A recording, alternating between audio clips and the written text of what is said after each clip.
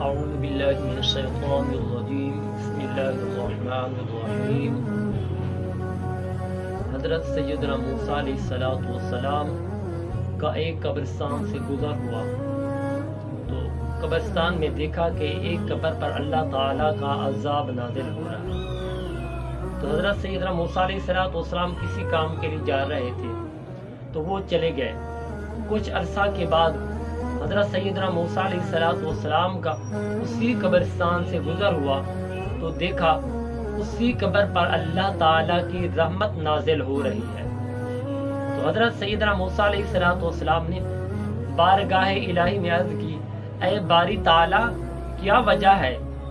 اسی قبرستان سے میرا گزر ہوا کچھ عرصہ پہلے تو دیکھا کہ اسی قبر پر اللہ تعالیٰ کا عذاب نازل ہو رہا ہے۔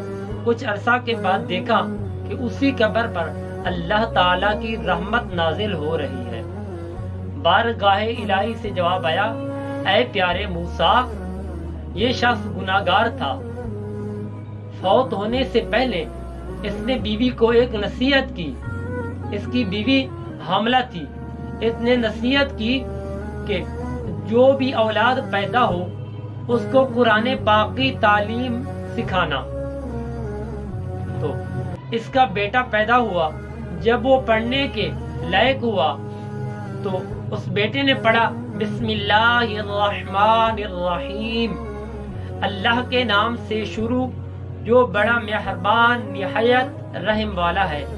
اس بیٹے نے پکارا کہ اللہ تعالیٰ کی ذات رحمان اور رحیم ہے۔